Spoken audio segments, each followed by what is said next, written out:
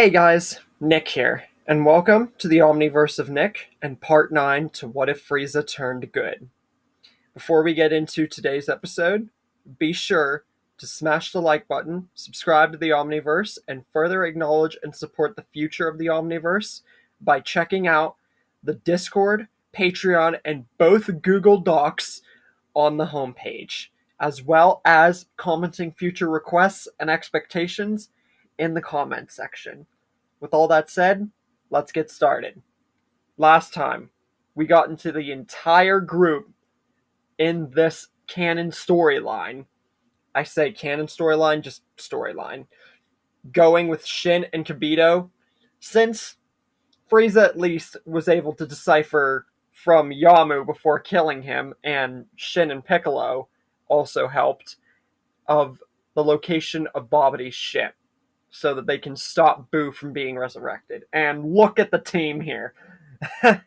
But that doesn't mean everything is going to be peaches and cream. Far from it, if you know who Babidi has on his side and the implications of the team that we have at our disposal. At Babidi's ship, the 1,000 Cooler Forced Squadron, who are now homogenized, guard the outskirts of the wasteland around the ship.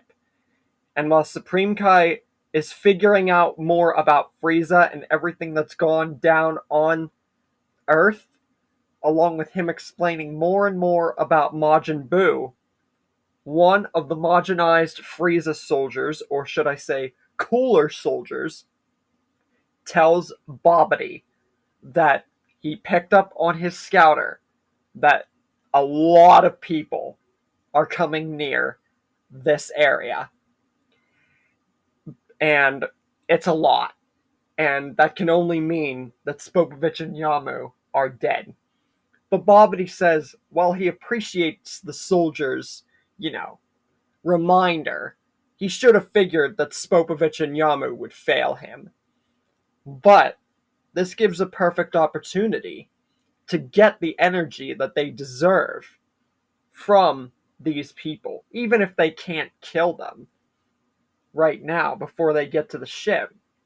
They can at least halt their efforts and snag some energy in the place of what they should have gotten from Spopovich and Yamu. So a little diversion is best suited. So, 50 of the Cooler Force Squadron is sent out to impede on our cast here.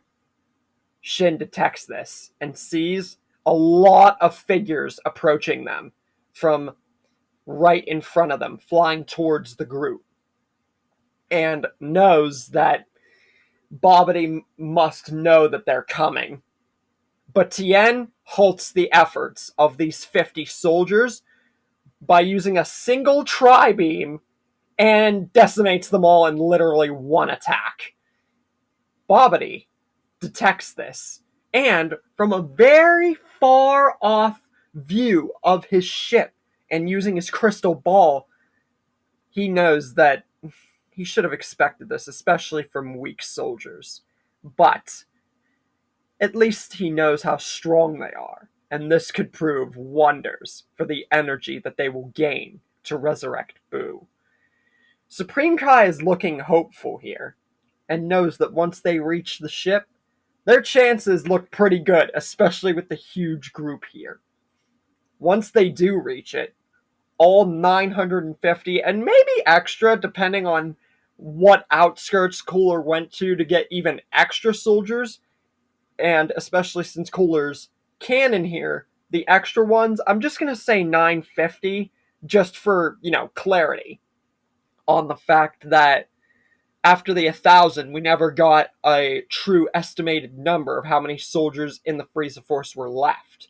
We only got little bits and pieces of, outer skirts, stellar regions, and, other stuff like that. So basically 950 soldiers attack them all.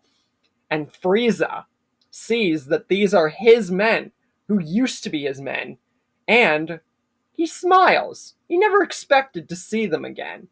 But also a part of him is getting a tiny little bit worried about why they're here. And at this point, every one of them has forgotten about Cooler because they expected him around the time of the androids, keep in mind. So Frieza knows something's off here, but he's not remembering the fact about Cooler. I mean, even though it's his brother.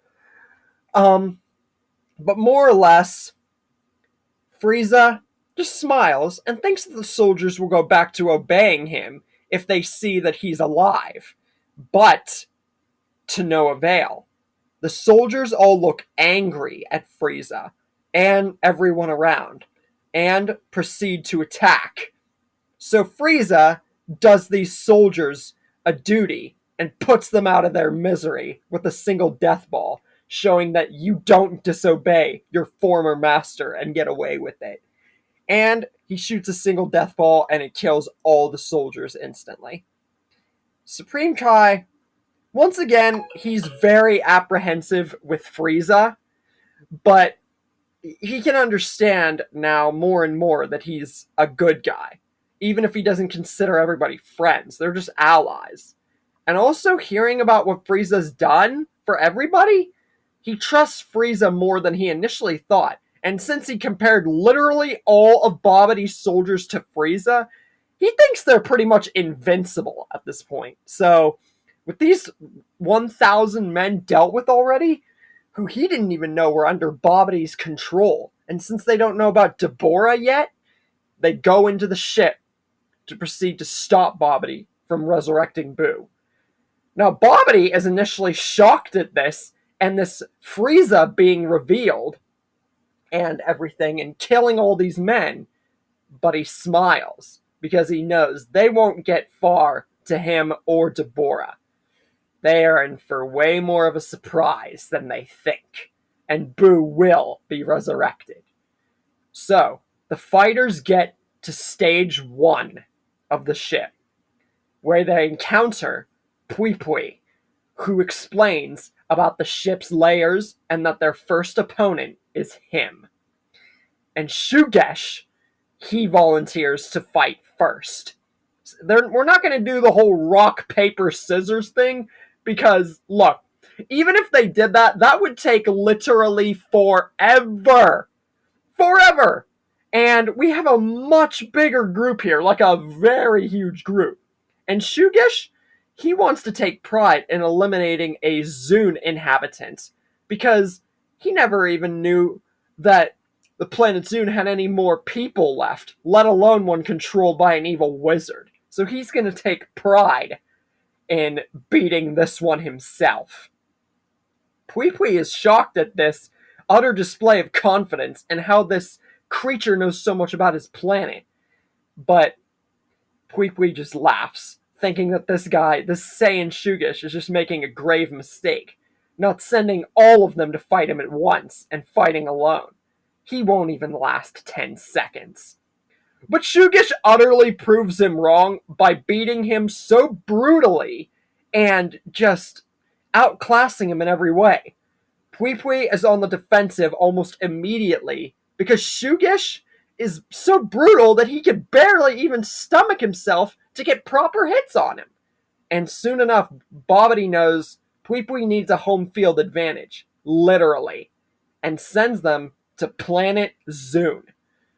But Shugesh is not affected by this. The whole 10 times stronger than Earth, like, bruh. Yeah, Shugesh just powers up a high energy attack and kills Pui Pui in a single attack, showing that he was toying with him the entire time. Not to say Vegeta wasn't in canon, but, you know, I'm just saying that Shugesh is also, even though he's nowhere near Buu Saga level tier canon Vegeta. But he's still strong enough to wipe the floor with Pui Pui. Babidi knows that now is a little bit of a time to worry a bit, but knows stage 2 will not be so easy for this group, and says Yakon is next. So they get to stage 2, and Yakon is their next opponent. Vegeta says that he will fight next. He hasn't had a good fight in a long time. He might not have his old Saiyan appendages anymore and is reduced to these metal contraptions, but since he's had so much training with them, knows how the weaponized arms work, and has mastered some form of actually very good combat with them, this monster is the first and best test subject. And he won't go easy on him. Not to say he would, but you know. So Vegeta, with his metal arms, fights Yakon. And with Yakon's claws and Vegeta's arms, it's actually a really cool fight to see. And we can say that Vegeta would actually have blades attached to these arms. And Vegeta with metal arms in general, that would be awesome to see this fight play out. Metal arms and claws and weapons and just pure Saiyan strength versus Yakon's claws and big brutish monster nature. It'd be cool. It'd be awesome to see. But Vegeta's much more on point than Goku was at the beginning of this fight. Is actually taking Yakon like pretty freaking. He's putting him on the back burner. You know? So Yakon is sent to his home world, the planet of darkness. And Vegeta just goes Super Saiyan, and Yakon tries to absorb, but unlike Goku, Vegeta just powers up even more. And with his metal arms, he fuels even more energy. So Yakon not only blows up like he did, he blows up within the second that energy gets into his mouth. It took like 5 seconds before Goku's energy blew him up. This time it takes 2. So, yeah. So after that, Babidi looks at the gauge to see if maybe they have enough energy that throughout all these fights might be close to Buu. Maybe. But nope. The gauge is only at 44%. And now Babidi is starting to see now's the time to worry, and says if they really want to resurrect Majin Buu, playtime is over. It's time to show these fools that they don't mess with the wizard Babidi or the Majin army and get away with it. And Sorbet, Shisami, and Taguma are next. But Bardock eliminates them by himself instantly. He doesn't even need to go serious in his base form, let alone even Super Saiyan. Babidi is now scared at this point, because that barely even moved the gauge an inch. It didn't even get them half full. But Cooler says not to worry, because on the next stage, stage 4, they have to get past not only him, which Frieza and everyone won't be expecting him, but his armored squadron. If they really want to get to Lord Babidi and Tabora, they'll have to get through him, Lord Cooler.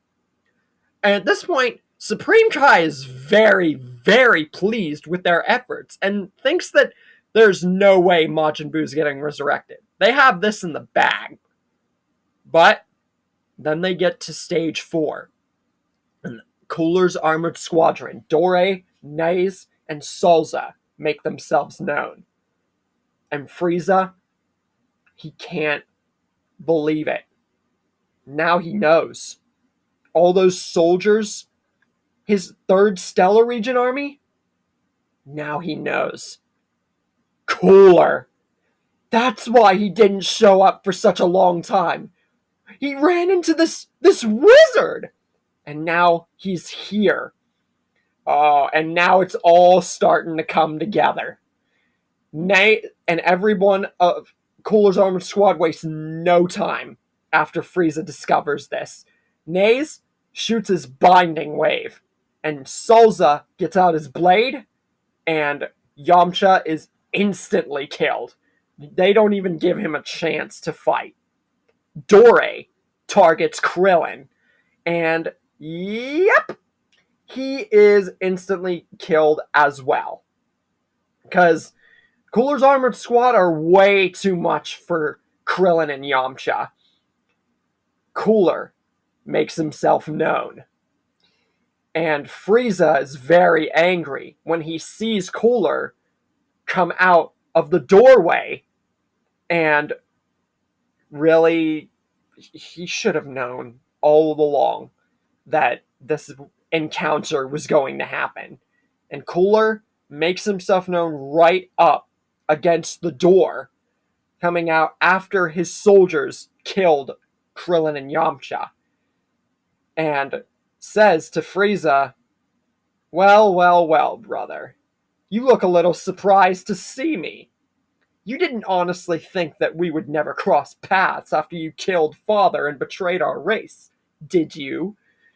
And I see you're surprised by my new upgrade.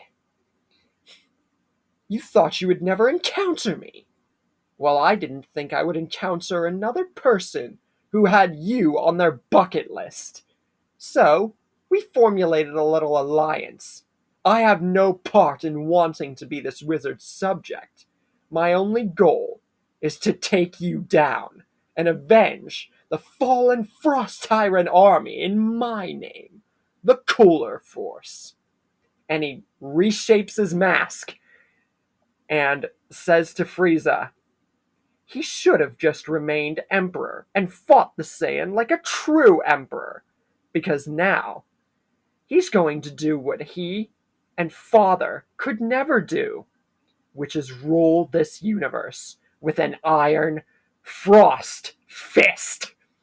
And Frieza, he's the first target, besides these two little earthlings. And Frieza smiles. And Cooler wasn't expecting this response. But Frieza just smiles, saying that, you might have gotten yourself an upgrade, gotten yourself this fifth form, and showed your superiority over me all those years ago. But if there's anything that the Saiyan taught me in return to being, quote-unquote, an ally, instead of a cold-blooded mercenary, it's that I can become stronger myself. And you think you're the only one with an upgrade? Your new little mark on your head doesn't even come close to my power. And within a few seconds, he transforms into true Golden Frieza. And all of the ship's interior of Stage 4 is lit up with golden aura. And everyone around the ship is shocked at this power. Because this is, like I said, by this point, past the Android arc, this is past Super Vegito at this point. This is right around, this is very, very, very, very, very, very close to, Dragon Ball Super level, Goku base form tier, in Battle of Gods. So, he's right very, very close to his Resurrection F power in golden form. So, yeah. Bobbity is utterly terrified at this power, because he wasn't expecting this. He was expecting him to have the same power as his brother Cooler here. Not literally outshine, literally and figuratively, that power in every sense. It's even starting to break his ship. Frieza just smiles and says that Cooler's not the only one who underestimated him. And these friends of his, quote unquote, aren't the only ones either. His little master Bobbity, who Cooler downgraded himself as an emperor to join, he underestimated him too, which will be the first and last mistake of encountering Lord Frieza. And the fight continues, but now in the favor of the Z-Fighters.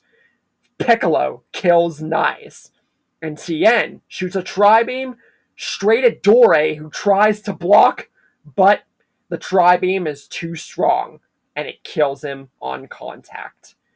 Tora and Fasha team up to blast Salza, who manages to tank the attack from these two with his blade and tries to push it back with his other arm, but it's too late.